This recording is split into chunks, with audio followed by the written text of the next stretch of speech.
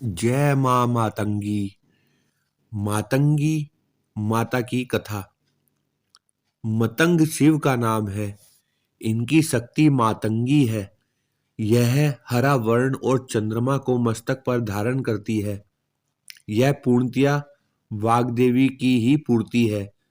4 भुजाओं में इन्होंने कपाल, जिसके ऊपर तोता बैठा हुआ है, वीणा, खड्ग, वेद धारण किया है। मां मातंगी तांत्रिकों की सरस्वती है। पलाश और मलिका पुष्पों एवं युक्त बेलपत्रों के द्वारा पूजा करने से व्यक्ति के अंदर आकर्षण और स्तंभन शक्ति का विकास होता है। ऐसा व्यक्ति जो मातंगी महाविद्या की सिद्धि प्राप्त करेगा, वह अपने क्रीड़ा कौशल से या कला संगीत से दुनिया को अपने वश में कर लेता है। वशीकरण में भी यह महाविद्या कारगर होती है। हिंदू धर्म के अनुसार मां के 3 ओजपूर्ण नेत्र हैं। माता रत्नों से जड़े सिंहासन पर आसीन है। देवी मातंगी के संग तोता भी है, जो वाणी और वाचन का प्रतीक माना जाता है। मातंगी देवी इंद्रजाल और जादू के प्रभाव को नष्ट करती है। देवी को वचन, तंत्र और कला की देवी भी माना गया है। मातंगी ही एक ऐसी देवी है जिन्हें झूठन का भोग लगाया जाता है। ऐसा कहते हैं कि मातंगी देवी को झूठा किए बिना भोग नहीं लगता है। मातंगी देवी समता की सूचक है। शिव की यह शक्ति असुरों को मोहित करने वाली और साधकों को अभिष्ट फल देने वाली है। गृहस्थ जीवन को श्रेष्ठ बनाने के लिए लोग इनकी पूजा करते हैं। अक्षय तृतीया अर्थात वैशाख शुक्ल की तृतीया को इनकी जयंती आती है। एक बार भगवान विष्णु मां लक्ष्मी के साथ कैलाश पर्वत भगवान शिव व माता पार्वती से मिलने गए। भगवान विष्णु अपने साथ भोजन भी लेकर गए, जिसे उन्होंने शिव व पार्वती को खाने के लिए दिया। जब शिव व पार्वती उस भोजन को खाने लगे तो थाली में से भोजन का कुछ अंश धरती पर गिर गया। भोजन के उन्हीं झूठन अंश में से मां मातंगी का जन्म हुआ। इसी कारण माता रानी के मातंगी रूप को हमेशा झूठन का भोग लगाया जाता है। झूठन में से उत्पन्न होने के कारण उनका एक नाम उच्छिष्ट मातंगिनी भी पड़ा, अर्थात जिसे बचे हुए भोजन या झूठे का भोग लगाया जाए। ऐसा कहते हैं, जब माता पार्वती को चंडाल स्त्रियों द्वारा अपने झूठन का भोग लगाया, तब सभी देवगण और शिव जी के भूतादिगण इसका विरोध करने लग गए। लेकिन माता पार्वती ने चंडालिया की श्रद्धा को देखकर मातंगी का रूप लेकर उनके द्वारा चढ़ाए गए झूठन को ग्रहण किया। कहते हैं कि देवी मातंगी हनुमान जी और सबरी के गुरु मतंग ऋषि की पुत्री थी। मतंग ऋषि के यहाँ माता दुर्गा के आशीर्वाद से जिस कन्या का जन्म हुआ था, वह मातंगी देवी है। यह देवी भारत के आदिवासियों की देवी है। 10 महाविद्याओं में से एक तारा और मातंगी देवी की आराधना बौद्ध धर्म में भी की जाती है। बौद्ध धर्म में मातंगी को मातागिरी कहते हैं। मातंगी माता एक हिंदू देवी है। वह महाविद्याओं में से एक है। 10 तांत्रिक देवियां हैं और हिंदू देवी माँ का एक रूप है।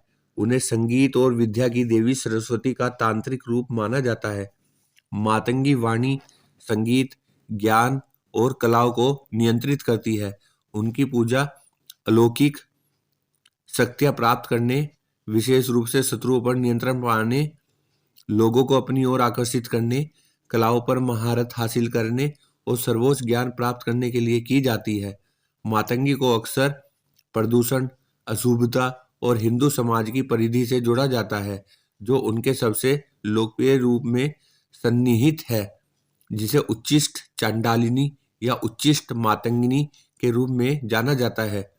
उन्हें एक बहिष्कृत चांडालिनी के रूप में वर्णित किया गया है और उन्हें बचे हुए या आंशिक रूप से खाए गए भोजन उच्छिष्ट को बिना हाथ धोए या खाने के बाद भोजन की पेशकश की जाती है। दोनों को शास्त्रीय हिंदू धर्म में अशुद्ध माना जाता है। मातंगी को हरे रंग के पन्ने के रूप में दर्शाया गया है, जबकि उच्छिष्ट मातंगिनी एक पास, तलवार, अंकुश और गदा धारण करती है। उसका दूसरा प्रसिद्ध रूप राज मातंगी वीणा बजाता है और अक्सर एक तोते के साथ चित्रित किया जाता है। प्रतीक, विद्या और पाठ्य विवरण। मातंगी की 19वीं सदी की लिथोग्राफी बृहत तंत्रासार के ध्यान मंत्र, एक मंत्र जो उस देवता के रूप का विवरण देता है जिस पर भक्त को ध्यान करना चाहिए, में उचिष्ट मातंगी का वर्णन किया गया है, जो देवी के सबसे लोकप्रिय रूपों में से एक है। मातंगी शव पर बैठी है और लाल वस्त्र, लाल आभूषण और गुंजा के बीजों की माला पहनती है। देवी का एक युवा 16 वर्षीय युवती के रूप में वर्णन किया गया है, जिसके स्तन पूरी तरह से विकसित है। वह अपने दोनों हाथों में एक खोपड़ी का कटोरा और एक तलवार रखती है और उसे बचा हुआ भोजन चढ़ाया जाता है। पुरस्चर्यार्णव और तंत्रसार में ध्यान मंत्र में मातंगी को नीले रंग का बताया गया है। उनके माथे पर अर्धचंद्र की आकृति है, उनकी 3 आंखें हैं और उनका चेहरा मुस्कुराता हुआ है। वह आभूषण पहनती है और रत्न जड़ित सिंहासन पर बैठी है। वह अपनी 4 भुजाओं में पास, तलवार, अंकुश और गदा धारण करती है। उनकी उनकी कमर पतली है और उनके स्तन सुविकसित हैं। पुरस्चर्यार्णव में राज मातंगी के ध्यान मंत्र में मातंगी को हरे रंग की और माथे पर अर्धचंद्र की आकृति वाली बताया गया है। उनके लंबे बाल, मुस्कुराहट के भाव और नशीली आंखें हैं और वह कदम के फूलों की माला और कई आभूषण पहनती है।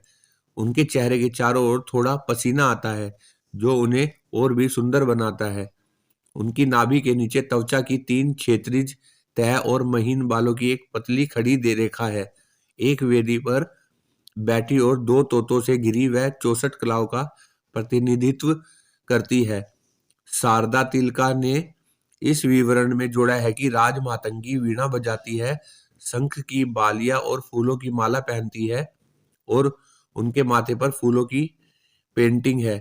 उसे सफेद कमल की माला पहने हुए भी दर्शाया गया है। कालिदास के श्यामल दंडकम के अनुसार मातंगी माणिक्य जड़ित वीणा बजाती है और मधुर स्वर में बोलती है।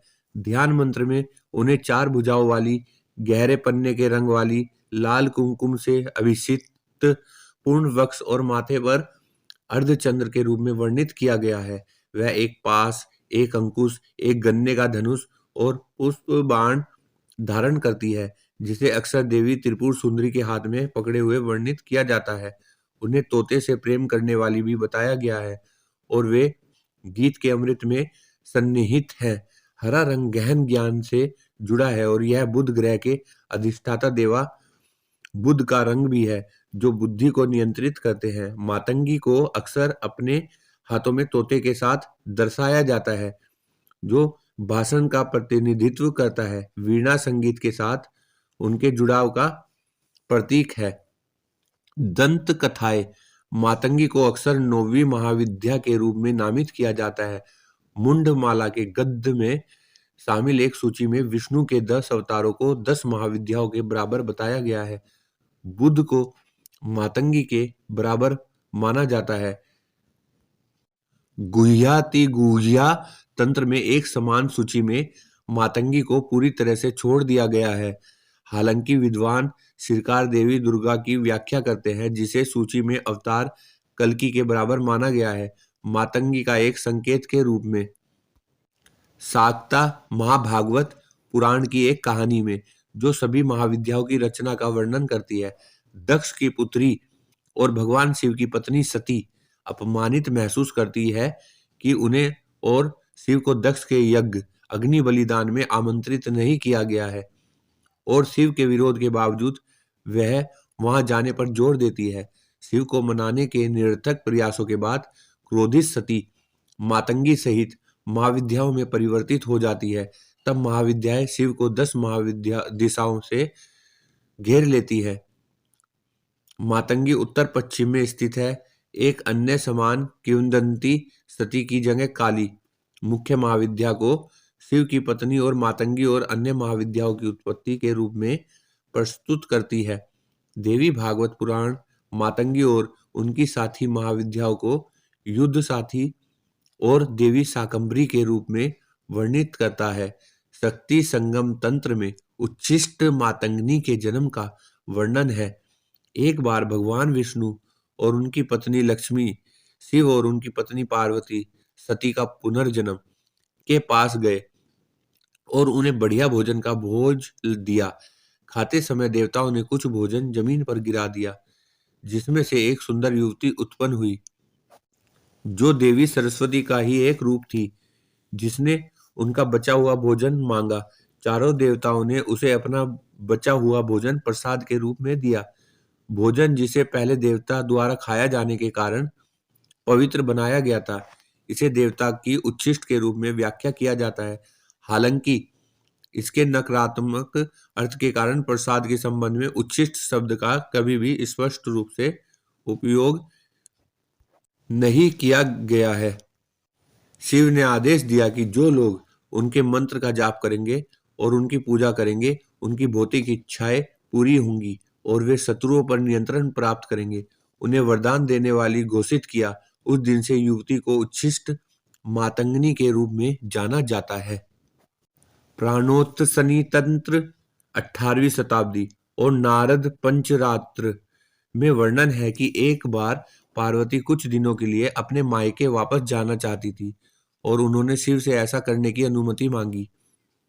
अनिच्छुक शिव इस शर्त पर सहमत हुए कि यदि वह कुछ दिनों में वापस नहीं लौटी तो वे उसे लेने आएंगे।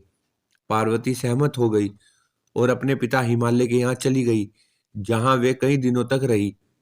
प्रेम में पागल शिव एक आभूषण विक्रेता के रूप में प्रच्छन्न होकर हिमवान के साथ धाम गए और पार्वती को शंख के आभूषण बेचे। उसकी निष्ठा का परीक्षण करने के लिए प्रच्छन्न शिव ने बदले में यौन संबंध मांगा। निराश पार्वती आभूषण विक्रेता को शाप देने वाली ही थी, जब उन्हें अपनी योग शक्तियों से पता चला कि यह कोई और नहीं बल्कि शिव थे। वह यौन एहसास देने के लिए सहमत हो जाती है, लेकिन उचित समय पर उसने शिव से कहा कि वह तपस्या करने आई है। शिव ने उत्तर दिया कि वह ही सभी तपस्याओं का फल देने वाले हैं और उसका हाथ थामकर उसे चूमा। इसके अलावा उन्होंने प्रेम किया। जब शिव ने स्वयं एक चांडाल का रूप धारण किया और चांडाल महिला को अपनी पत्नी के रूप में पहचाना।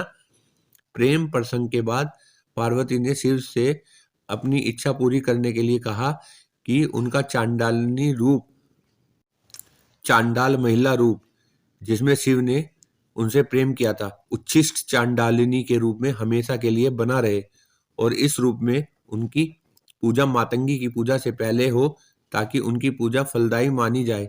यह कहानी कई बंगाली मंगल काव्यों में भी मिलती है। हालांकि इन ग्रंथों में पार्वती की पहचान स्पष्ट रूप से मातंगी के रूप साथ नहीं की गई है।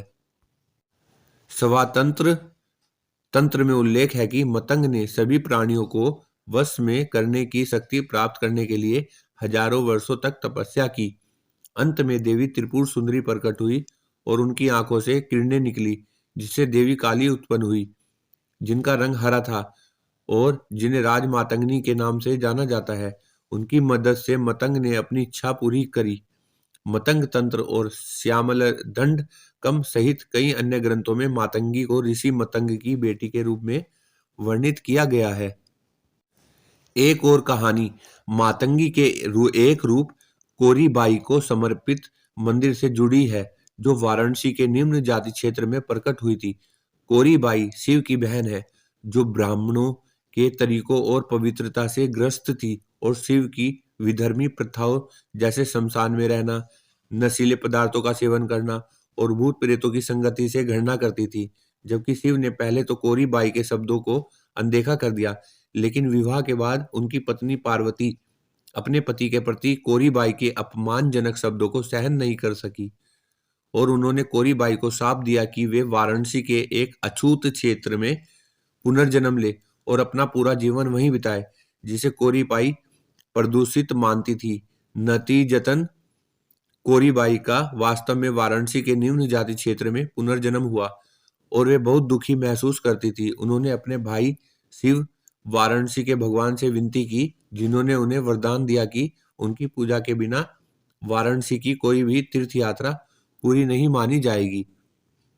पूजा महाविद्या बगलामुखी के अलावा मातंगी अन्य महाविद्या है जिनकी पूजा मुख्य रूप से अलौकिक शक्तियों की प्राप्ति के लिए निर्धारित है। महाभागवत पुराण के एक भजन में अपने शत्रुओं को नियंत्रित करने के लिए उनकी कृपा मांगी गई है, जबकि तंत्र सार में कहा गया है कि उनके मंत्र का जाप, उनके रूप का ध्यान और उनकी अनुष्ठान पूजा से लोगों को नियंत्रित करने और उन्हें अपनी ओर आकर्षित करने की शक्ति मिलती है। माना जाता है कि तांत्रिक साधकों ने उन्हें बचा हुआ या आंशिक रूप से खाया हुआ भोजन अर्पित करके प्रदूषण को पार कर लिया और इस तरह अपने अहंकार पर काबू पा लिया। मातंगी की पूजा उनके भक्त को निषिद्ध का सामना करने और प्रदूषण को पार करने की अनुमति देने के लिए वर्णित की गई है, जिससे उसे मोक्ष की ओर ले जाया जा सके और उसे सांसारिक लक्ष्यों के लिए अलौकिक शक्तियां प्राप्त करने की अनुमति मिल सके। मातंगी की पूजा अक्सर एम से की जाती है, जो सरस्वती से जुड़ा है और ज्ञान, शिक्षा और शिक्षण का बीज अक्षर है। एक लंबा मंत्र भी इस्तेमाल किया जाता है। ओम ह्रीं ऐं श्रीं नमो भगवती उच्छिष्ट चांडाली श्री मातंगेश्वरी सर्वजन वसनकारी स्वाहा। सभी प्राणियों पर नियंत्रण देने वाली निर्वासित और अवशिष्ट आराध्या मातंगी को प्रणाम। उनके मंत्र को 10,000 बार दोहराया जा सकता है। अग्नि में फूल और घी चढ़ाते समय 1,000 बार दोहराया जा सकता है, या जल चढ़ाते समय या ब्राह्मण पुजारियों को भोजन देते समय 100 बार दोहराया जा सकता है। उनका यंत्र पवित्र ज्यामितीय आरेख, चाहे शारीरिक रूप से निर्मित हो या मानसिक रूप से कल्पित, मंत्र के साथ पूजा में प्रयोग किया जाता है। अग्नि यज्ञ में कुछ वस्तुओं की पेशकश करना, विशेष रूप से शमशान घाट, नदी के किनारे, जंगलों या चौराहों पर किया जाता है। मंत्र को दोहराते हुए विशिष्ट लक्ष्यों को पूरा करने के लिए कहा जाता है। बेल के पत्तों की पेशकश से राज्य तत्व की प्राप्ति होती है। नमक नियंत्रण करने की शक्ति देता है। हल्दी लकवाग्रस्त करने की शक्ति देता है। नीम की टहनियाँ धन लाती है और चंदन, कपूर और केसर को एक साथ या नमक और शहद के मिश्रण को चढ़ाने से लोगों को आकर्षित करने की शक्ति मिलती है। इसी प्रकार यह भी कहा जाता है कि शंख में भरकर शमशान में जलाए गए कोए की राख को देवी के मंत्र का जाप करते हुए किसी व्यक्ति को खिलाने से उसे अपना गुलाम बनाया जा सकता है।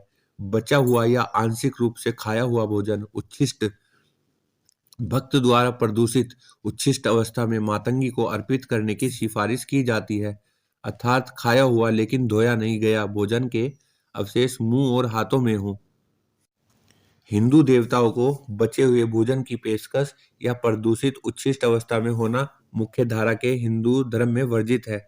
मातंगी पूजा में तोड़ी गई एक और वर्जना है। एक साथी को आकर्षित करने की क्षमता हासिल करने के लिए मासिक धर्म के खून से सना हुआ कपड़ा देवी को चढ़ाना। लगभग सभी हिंदू धर्म ग्रंथों में मासिक धर्म के खून को प्रदूषित माना जाता है और मासिक धर्म वाली महिलाओं को हिंदू पूजा और मंदिरों से दूर रखा जाता है।